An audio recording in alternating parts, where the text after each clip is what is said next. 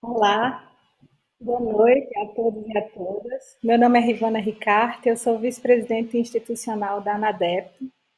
Eu gostaria de dizer que é um imenso prazer estar aqui mais uma noite com vocês, através da Associação Nacional, para a gente falar um pouco sobre Defensoria Pública e sobre o trabalho da defensora e do defensor público. E, especialmente hoje, falar sobre um dos trabalhos realizados pela Associação Nacional das Defensoras e Defensores Públicos. Uma das nossas vertentes de atuação aqui em Brasília é a atuação legislativa.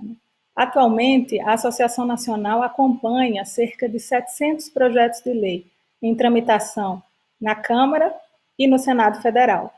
Esse acompanhamento legislativo não é algo novo. A Associação Nacional sempre fez esse acompanhamento legislativo e podemos dizer que esteve presente em todas as conquistas institucionais da Defensoria Pública, nas importantes conquistas, nos importantes marcos institucionais alcançados, a ANADEP esteve presente nessa luta legislativa.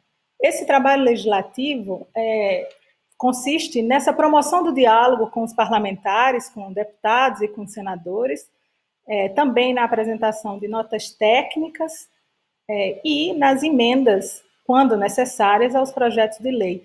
Tudo visando a construção conjunta, né, o melhoramento desse arcabouço legislativo institucional e o arcabouço legislativo que toca ao trabalho de cada defensora e defensor público. Hoje, para dar andamento a esse trabalho, nesse mês de maio, a Associação Nacional lançou esse projeto, Defensoria em Pauta, que é um projeto que visa promover um diálogo mais próximo entre parlamentares com defensoras e defensores públicos em todo o país. Ou seja, esse trabalho que a gente faz no dia a dia, no Congresso Nacional, nos gabinetes das senadoras, senadores, deputados e deputadas, trazer para um diálogo um pouco mais próximo com cada defensor e defensora pública. Hoje, para dar continuidade, então, a esse projeto, nós temos a grande honra de receber a senadora Simone Tebet, senadora pelo MDB de Mato Grosso do Sul, né, que hoje é, sem dúvida alguma, uma das lideranças no Senado Federal. A senadora preside atualmente a Comissão de Constituição, Justiça e Cidadania do Senado Federal. De antemão, eu agradeço a presença da senadora, é muita honra para a gente contar com a senadora nessa noite, e já passo a palavra ao nosso presidente, Pedro Paulo Coelho, para dar, então, essas boas-vindas aí nessa noite. Bom, boa noite a todas e todos. Boa noite, senadora Simone Tebet. É um prazer me apresentar primeiramente. Meu nome é Pedro Paulo Coelho, atual presidente da ANADEP. É um prazer encerrar o mês de maio, o mês que comemora a Defensoria Pública, o Dia Nacional da Defensoria Pública é no dia 19 de maio, a gente poder ter a oportunidade de encerrar esses eventos com a sua participação. A senadora tem um histórico político grandioso, foi deputada estadual, foi prefeita da sua cidade natal, Três Lagoas, foi vice-governadora em todos esses períodos, sempre ajudando na construção de um verdadeiro acesso à justiça e no fortalecimento da Defensoria Pública. Não à toa, a Defensoria Pública de Mato Grosso do Sul, e aqui agradeço as pessoas da Linda, Humberto, João Miguel, Fábio, Patrícia Cosolini e demais colegas, Robalinho, demais colegas de Mato Grosso do Sul, porque a Defensoria de Mato Grosso do Sul é uma grande defensoria pública que nos espelha e com certeza o trabalho da senadora nesses anos é de muita importância. Eu queria passar a palavra à senadora Simone Tebet para as considerações iniciais dessa noite de hoje. Muito obrigado, senadora. Obrigada, Rivana, obrigada, Pedro. É um prazer muito grande, em nome de vocês, eu cumprimento a todos aqueles que estão nesse momento nos assistindo. Me permita, em nome do nosso defensor-geral de Mato Grosso do Sul, do meu querido estado, doutor Fábio, poder cumprimentar e estender os meus cumprimentos a esses mais de quase 6 mil defensores públicos na ativa e que estão hoje aposentados. Dizer que é uma honra muito grande poder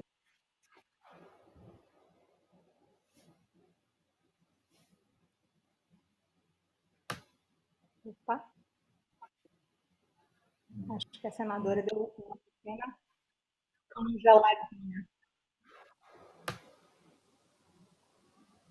Houve um probleminha, então eu não sei se os meus queridíssimos defensores de Mato Grosso do Sul me ouviram, e eu acho que quando travou estava realmente fazendo uma homenagem à Defensoria de Mato Grosso do Sul, na pessoa do defensor-geral aqui do meu estado, doutor Fábio, dizer que em nome dele, Andriú, doutora Nancy, a minha história de vida política, ela está umbilicalmente ligada à Defensoria Pública. E isso não é discurso de político, eu poderia aqui dizer da minha admiração e do meu apreço e ficar apenas nos discursos.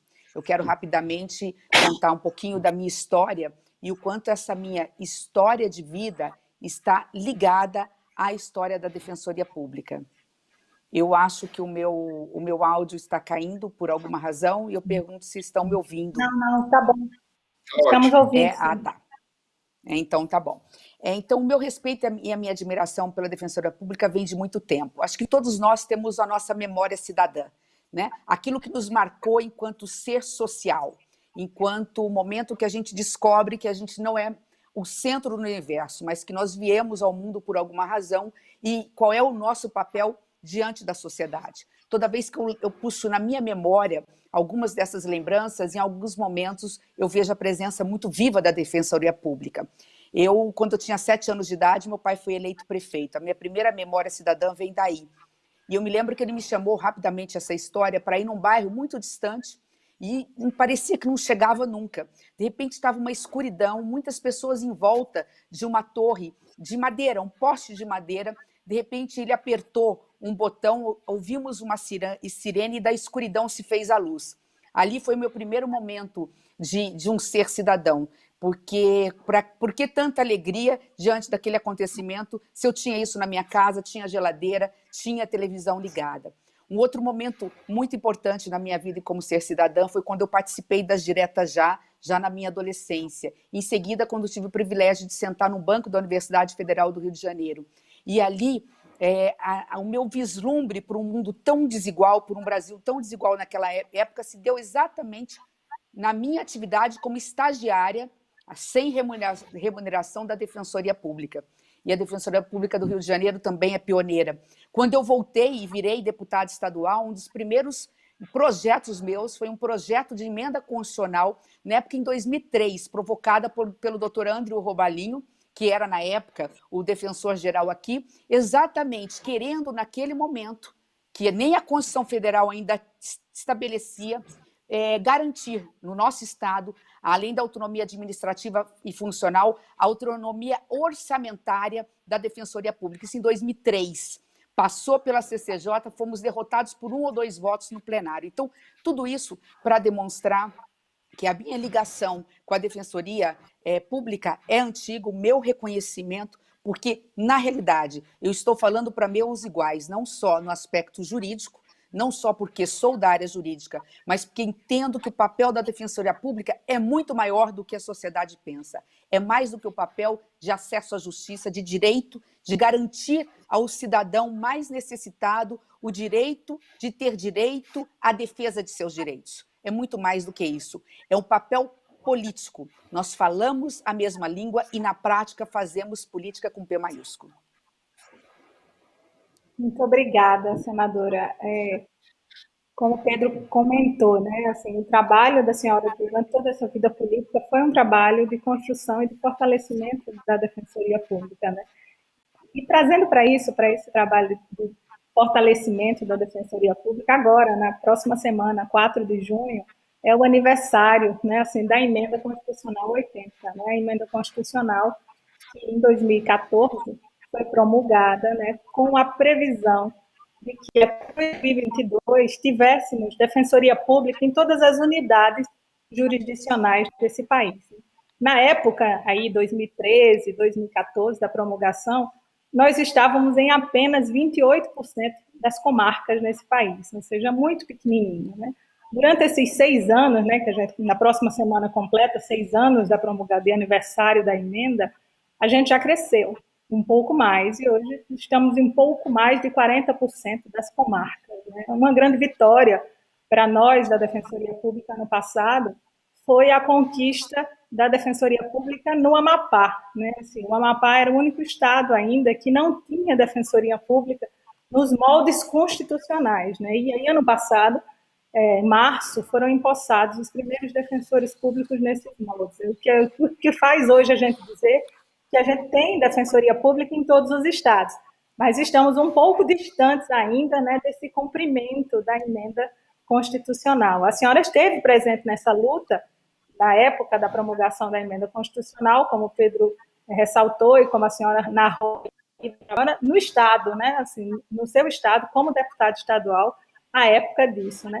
Mas eu gostaria que a senhora falasse um pouco sobre essa implementação, essa necessidade do cumprimento da emenda constitucional, sobre essa necessidade da presença das defensorias em todas as comarcas, sobre essa atuação, o que poderia ser feito, né, para que a gente alcance, então, esse tão almejado sonho de ter defensoria pública em todas as unidades jurisdicionais. Sem dúvida nenhuma. Eu acho que não é à toa que a nossa Constituição é chamada de Constituição Cidadã. Entre outras coisas, porque pela primeira vez na história das constituições brasileiras, nós pudemos incorporar a Defensoria Pública enquanto instituição forte, independente. Na época, até então, nós chamávamos na Constituição a Defensoria Pública de uma assistência jurídica. Mas, obviamente, que a Constituição não é perfeita, tanto é que, como dizia Ulisses Guimarães, ela permite emendas, ela permite ser alterada dentro de certas regras, preservadas as cláusulas pétreas. Essas nem nós, como congressistas, podemos alterá-la, porque não fomos eleitos para fazer uma nova Constituição. E ela vem, ao longo do tempo, ela vem se atualizando. Embora hoje já tenhamos uma colcha de retalhos, porque são inúmeras as emendas constitucionais, é óbvio que a legislação envelhece no tempo, e é óbvio que aquilo que, de repente, poderíamos ter conquistado num determinado momento, por N razões não acontece. Isso faz com que a gente tenha que continuar lutando, defendendo as nossas posições, para que no momento certo nós consigamos avançar na legislação, alterar a Constituição e conseguir obter êxito no pleito. Foi o caso, como a gente mencionou aqui, da emenda constitucional 45. Foi em 2004, foram quase 15 anos depois da Constituição de 88. E depois, como você falou, 10 anos após a emenda 45, a emenda 80. A 45, lembrando, dando essa tão sonhada autonomia que eu mencionei, sem o qual não dava para colocar em pé de igualdade a Defensoria Pública com o Ministério Público, o princípio da paridade das armas. Mas agora a emenda constitucional número 80, que deu um prazo de 8 anos, para que em todas as comarcas do Brasil se tivesse pelo menos um defensor público. Você mesmo disse, Ivana, que nós avançamos bastante. De 28%, que foi você mencionou, fomos para 40%. Não sei se eu posso dar notícia boa em relação a esse assunto, né? É óbvio que é uma luta árdua, uma luta que vocês vão poder contar comigo, com a maioria dos parlamentares, dos senadores e deputados federais. Mas não vai ser fácil conseguir alcançar a marca de 100% em 2 anos, tendo que enfrentar, como estamos enfrentando nesse momento, uma grande pandemia, a maior crise em todos os aspectos. Crise política, crise institucional, crise econômica e crise sanitária da história eu diria que do último século no Brasil. Então, se já era difícil a gente conseguir em 2022, pela questão de limite de teto de gasto, regra de ouro, meta fiscal, mas não era impossível, era difícil, não era impossível nós alcançarmos a marca de 100%, hoje, infelizmente, nós ficamos cada vez mais distantes de conseguir implantar essa meta de 100% até 2022. Mas isso não é uma notícia ruim, porque da mesma forma que nós já conseguimos, nesse tempo, sair de 28% para 40%, nada impede que a gente consiga chegar de 40% a 60% em 2022, prorrogar essa emenda constitucional para mais 3 ou 4 anos e continuar na luta árdua. Da minha parte, eu só quero dizer para vocês 2 coisas. Primeiro, vocês vão poder continuar a contar comigo e com a maioria dos senadores, porque eu conheço um por um e sei o que pensam da Defensoria Pública. E segundo, enquanto presidente da CCJ, eu quero já antecipar para vocês, como já fizemos recentemente no ano passado, nenhum direito a menos para a Defensoria Pública. Nós não vamos admitir retrocessos, o que significa que esta é uma luta que estaremos lutando juntos, mas eu não tenho dúvida que num determinado momento, num crescente, nós vamos chegar aos 100%. Muito bom. Muito obrigada. Senadora, trabalho, né, sabendo da sua liderança, da importância que a senadora tem no Senado, ouvir essas palavras dão muita força para as defensoras, defensores, porque a gente, obviamente, eu me considero um sonhador, um idealizador, acho que a gente tem que viver de ideais, sim, mas é importante a gente saber que temos parceiros importantes nessa luta para reduzir a desigualdade social. E, infelizmente, a gente vive um momento muito triste no mundo, no Brasil e no mundo. Essa pandemia, ela tem efeitos na saúde gravíssimos e está tendo efeitos econômicos também. Eu tenho certeza que a Defensoria Pública já está sendo afetada e será muito afetada no pós-pandemia, porque pessoas que não eram usuárias da Defensoria Pública passarão a ser usuárias, infelizmente. A gente sempre deseja que as pessoas tenham sua dignidade, mas a gente vai lutar para que elas preservem a dignidade delas. E quanto a isso, assim, tenho que relembrar a todas as pessoas que estão assistindo a nossa live, que a senadora foi muito importante nesse ano, pela presidência da CCJ, em pautar, já com a grande possibilidade de rejeição, o PLP 193 de 2019, o projeto de lei complementar. Ele trata de critérios de hipossuficiência, restringia muito o atendimento da Defensoria Pública. A gente fala até limitação de valores de ação de até 80 salários mínimos. Eu queria, assim, que a senadora falasse um pouco dessa importância da atuação da Defensoria Pública para a população mais pobre e a importância desse projeto ter sido rejeitado também na CCJ. Sobre a minha presidência, mas na realidade o mérito é de todos os membros da CCJ, e ali tem praticamente 1/3 do Senado Federal faz parte da CCJ. A CCJ ela tem buscado cumprir o seu papel no reconhecimento da importância e do fortalecimento da instituição da Defensoria Pública. Ponto pacífico, isso é pacífico. Não só porque a Defensoria Pública ela defende os mais necessitados, né? Mas é justamente porque ela defende a maioria hoje no Brasil. Se nós formos analisar friamente, não é o que é a democracia, senão o governo da maioria. Mas é o governo da maioria que tem por obrigação que defender quem pensa diferente e quem é diferente. E a Defensoria Pública, na realidade, nesse aspecto, ela é maior do que a democracia, se nós formos pensar nesse aspecto, porque ela, além de ter a obrigação, e o faz muito bem, de representar esse hipossuficiente, esse necessitado, aquele que depende de inclusão social, o mais vulnerável, que vai da mulher, do idoso, da criança, do encarcerado, da comunidade indígena e tudo mais. Hoje a Defensoria ela é a voz da maioria, porque é a maioria da população brasileira que hoje é, infelizmente, excluída da sociedade. É a maioria da população brasileira que ganha no máximo até 2 salários mínimos. É a maioria da população brasileira que hoje ou está desempregada, ou está na informalidade, ou está vivendo de bico, ou é desalentado, ele nem mais procura, está fora do registro oficial, porque ele está tão desesperançoso que ele nem mais procura emprego. Então, a Defensoria ela abarca todas as situações e protege, de alguma forma, todos os cidadãos, seja na ação individual, seja na ação coletiva, Pedro. Por isso é que foi nosso dever, e é nosso dever na CCJ, realmente blindar a Defensoria. Rapidamente, esse projeto que você mencionou foi relatado pelo senador Fabiano Contarato, que ele colocou no controle de constitucionalidade preventivo das normas, ele deixou categoricamente ali analisado o vício de iniciativa do projeto, porque feria a autonomia de vocês de provocarem uma alteração no texto constitucional e no mérito, dizendo esse projeto não tem nada de meritório, esse projeto restringe o direito do cidadão por critérios totalmente equivocados. Imagine você dizer que a pessoa tem que comprovar necessariamente, logo antes de qualquer coisa, a hipossuficiência. A hipossuficiência é pré-condição. quem quiser que prove depois, e para isso existe o Ministério Público ou a outra parte, o próprio Judiciário, questionando a insuficiência dessa pessoa que procura a Defensoria Pública. Da mesma forma, o projeto queria limitar em até 80% o salário mínimo, quando esquece do valor da causa, quando esquece que muitas vezes ele é um cidadão que ganha 1, 2 salários mínimos e de repente está discutindo uma herança de um simples terreno que ele ganhou e que ali esse terreno pode estar avaliado em 100, 120 mil reais e ele não tem absolutamente mais nada, ele não tem como pagar um advogado que possa defender seu direito.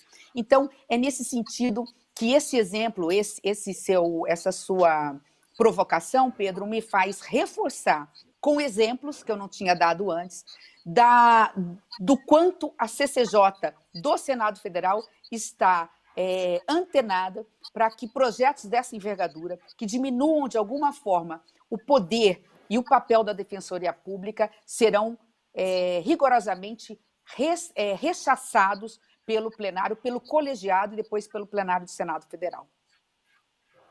Senadora, acabou a senadora também me relembrando outro projeto que a CCJ mostrou a sua clara vontade de fortalecimento da Defensoria Pública, que foi na PEC 187, a PEC dos fundos, que o senador Otto Alencar, relator, inclusive incluiu a preservação dos fundos de aparelhamento da Defensoria Pública, votação unânime, realmente mostrando a importância, até porque esses fundos de aparelhamento eles vão para a estrutura, eles vão para melhoria do núcleo, instalação de ar-condicionado, computador, para a gente poder atender de forma humanizada a população que mais precisa. Eu acho que o Brasil precisa mostrar que o serviço público, eu acho que esse momento também da pandemia mostra isso, é muito importante e tem que ser cada vez mais qualificado, porque quem acessa o serviço público são as pessoas mais humildes, mais simples, as pessoas com maior situação de vulnerabilidade. Senadora, já adiantando também a nossa próxima pergunta, ano passado a gente, um grande defensor público, ele participou da comissão de juristas do CPC de 2015, José Augusto Garcia de Souza, ele nos trouxe essa demanda muito importante, que é a dispensa de preparo para a Defensoria Pública. Hoje, o Código de Processo Civil não prevê a dispensa de preparo nos recursos da Defensoria Pública.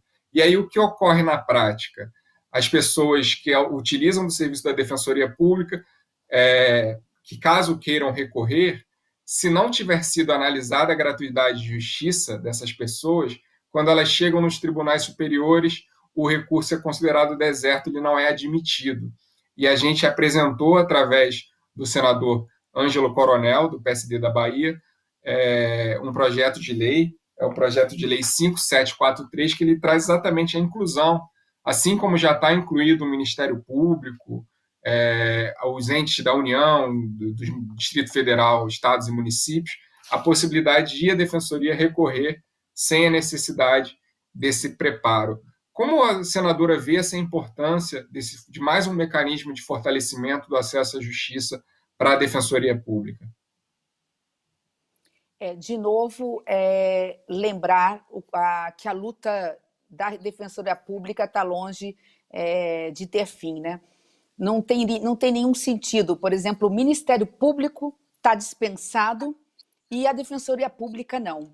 Esse projeto, eu até anotei a data dele aqui, porque eu tinha certeza que seria provocada nesse assunto, para você ter uma ideia do quanto nós estamos agindo em defesa da Defensoria Pública. Esse projeto foi apresentado em 30 de outubro do ano passado. Né? Lembrando que estamos meio que paralisadas as atividades desde março, focados apenas na pandemia. Então, ele entrou no dia 30 de outubro de 2019. Uma semana depois, eu já havia distribuído esse projeto para a relatoria de um grande jurista, uma pessoa extremamente equilibrada, parceiro da Defensoria Pública, que é o senador Rodrigo Pacheco. Portanto, uma semana depois, eu já havia distribuído. Obviamente que veio o recesso de dezembro e janeiro, e em fevereiro eu fui procurada pelo senador Rodrigo Pacheco. Ele que está responsável por revisar uma série de dispositivos do Código de Processo Civil, já havia dito para mim, falou: Simone, eu tenho interesse, embora nós estávamos combinados de votar todos os projetos relacionados ao CPC juntos, eu quero antecipar a relatoria do PL 5743, que é esse que você falou, que altera o artigo 107 aqui do CPC, justamente para incluir a Defensoria Pública nesse rol das instituições dispensadas de preparo. Então, veja, o próprio autor apresentou no final do ano, nós designamos o Rodrigo Pacheco como relator, e ele, que a princípio só ia entregar os relatórios relacionados às alterações do Código de Processo Civil no final desse ano, depois de todo um estudo feito que não é fácil, ele quis antecipar e disse que estaria entregando em breve o relatório. Infelizmente, nós somos acometidos por essa pandemia que atingiu a todos nós estamos em plenário virtual e as sessões, isso é uma informação importante para quem está nos assistindo, infelizmente, as comissões permanentes do Congresso Nacional, tanto do Senado quanto da Câmara, estão suspensas. Então, a gente não pode colocar a voto esse projeto, nem o Rodrigo Pacheco pode me devolver esse projeto ainda, porque nós estamos com as atividades suspensas, só estamos trabalhando no plenário. Mas o meu compromisso é, já dia 1º de agosto, que é quando eu acho que nós vamos voltar às sessões presenciais, conversar com o Rodrigo, ele vai provavelmente já no mês de agosto me entregar esse relatório e nós já poderemos já estar votando. Eu não tenho dúvida que é um projeto que provavelmente vai ter a unanimidade dos votos da CCJ e provavelmente do plenário do Senado Federal. Nossa, uma notícia muito boa, senadora. Em tempos de tantas notícias ruins, tristes, né? Eu tive amigos, parentes, perdi parentes com a pandemia do coronavírus. Acho que muitas pessoas que também estão assistindo perderam pessoas próximas. A gente tem uma notícia dessa para a gente poder dar acesso à justiça às pessoas que mais precisam. É fundamental, é muito importante. Eu acho que essa conversa muito engrandecedora, eu tenho certeza, espero o quanto antes poder encontrar a senadora nos corredores do Congresso, nos corredores da CCJ. Ano passado, a gente pontuou várias questões da reforma da Previdência, a senadora sempre muito solícita, apesar das milhões de agendas durante aquele período, conduziu com uma maestria muito grande. Eu estava conversando até, senadora, com a senhora um pouco antes, como eu me espelho na sua forma de liderança, uma liderança serena, uma liderança que conduz tranquilidade até para as pessoas poderem votar, os senadores e senadoras votarem com maior tranquilidade projetos tão importantes para a nossa nação, uma nação que precisa avançar nesses projetos, e o Senado Federal, com a sua liderança, vem sendo muito importante para a gente atravessar essa crise da melhor maneira possível. Eu queria passar a palavra para a Rivana, para algumas considerações finais, depois passar a palavra para a senhora para suas considerações finais também. Queria dizer aqui para a senadora que no YouTube aqui muitos comentários dos defensores públicos do Mato Grosso do Sul, né, assim, elogiando, né, o trabalho da senhora e agradecendo ao trabalho da senhora aí. Muitos defensores aqui do Mato Grosso do Sul acompanhando e fazendo isso, né, assim.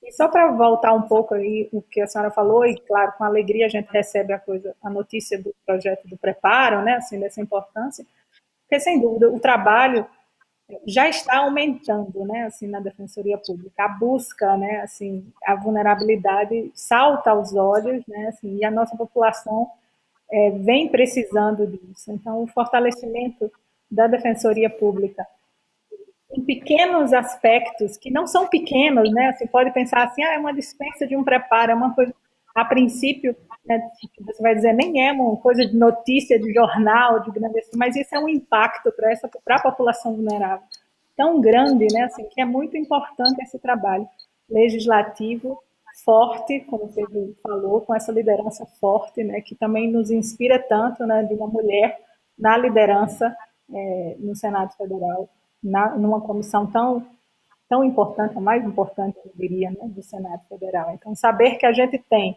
né, uma presença tão forte no Senado e uma presença que conhece o que é a Defensoria Pública, né, como a senhora narrou por toda a sua trajetória, é muito importante, né, assim, para conhecer esse papel das instituições, o papel da necessidade da independência das instituições e desse fortalecimento das instituições. Eu gostaria muito de agradecer, né, isso, e passar a palavra para a senhora para essas considerações finais aqui. Bom, mais uma vez agradecendo, dizer que eu sou uma fã incondicional do trabalho da Defensoria Pública. Eu realmente sou, assim, eu sou muito atenta a tudo que vocês fazem.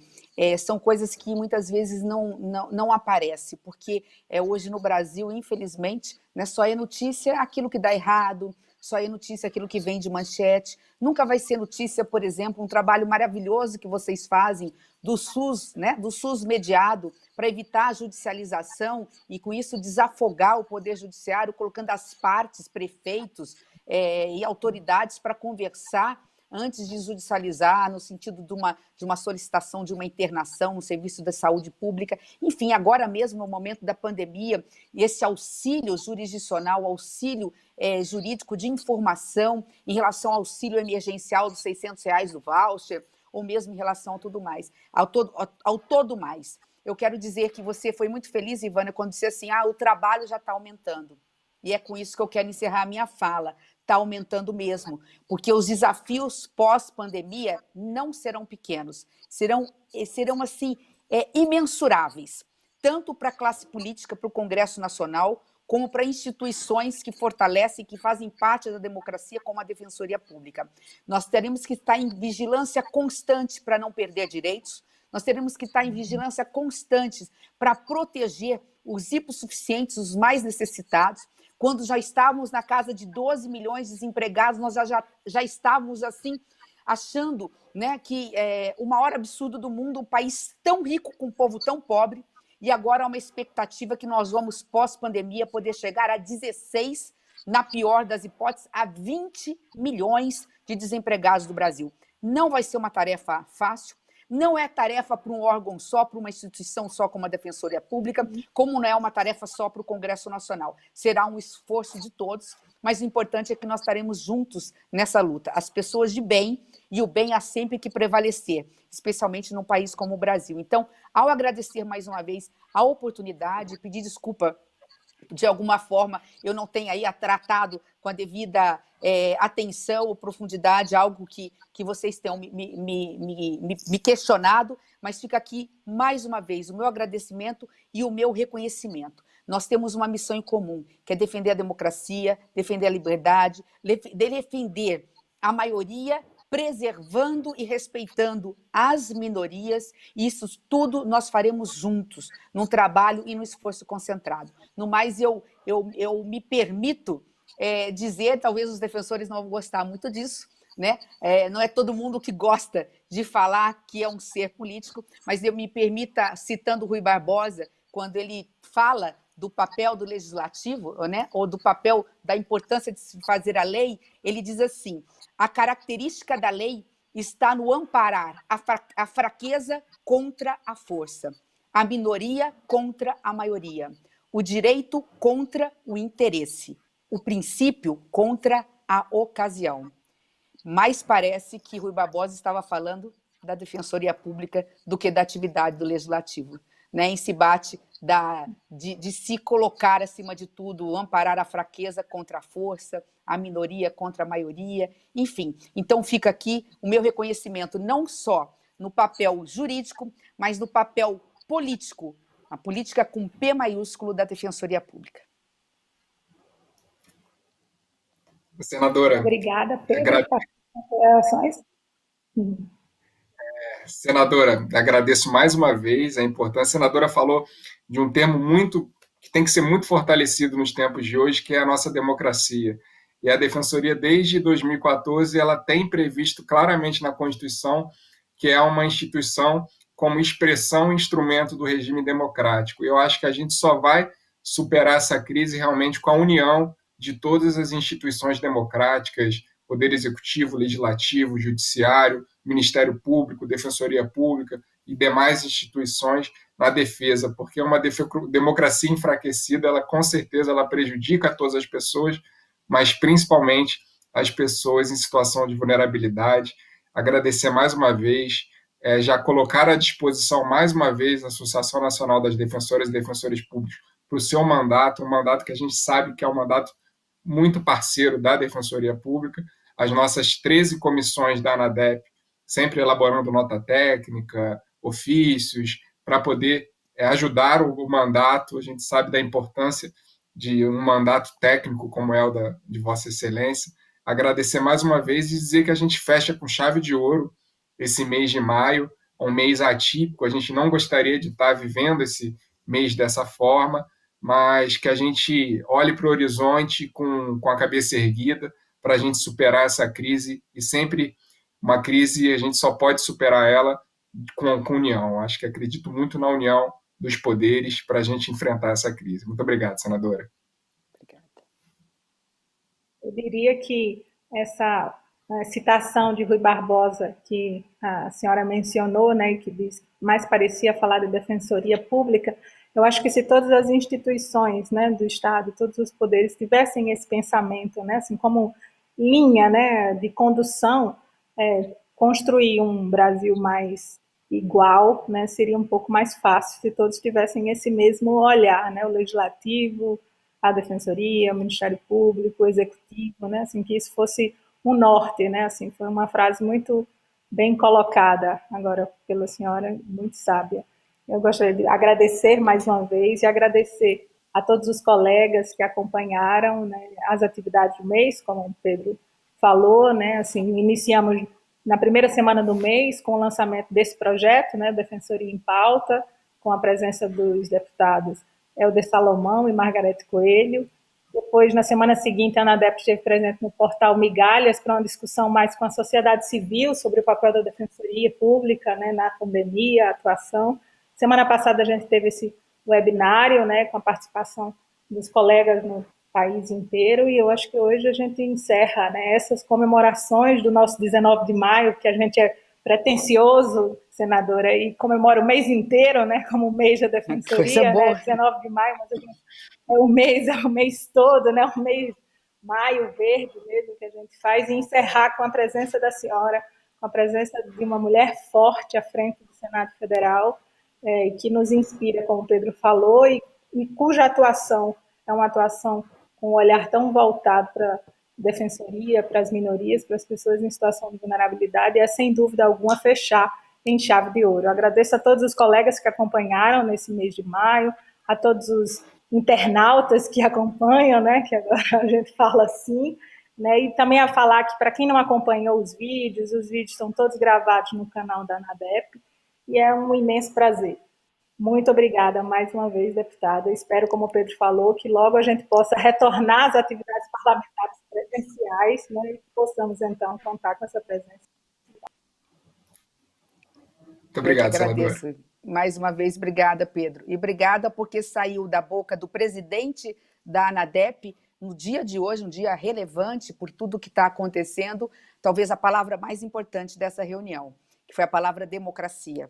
Então, que bom que tenha saído do presidente, muito bem escolhido pela Associação Nacional, né? Essa palavrinha tão festejada por todos nós, mas que hoje a gente percebe cada vez mais que não é só o regar todos os dias essa plantinha da democracia, né? Essa plantinha da democracia hoje não basta apenas cada um defendê-la, regá-la e protegê-la. É preciso que nós protejamos a democracia de fatores, muitas vezes, dentro do próprio poder, que muitas vezes tende a ameaçá-la. Então, parabéns por estarem antenados com o momento político também em que estamos vivendo. Muito obrigado, senadora. Obrigada. Obrigada. Boa noite a todos.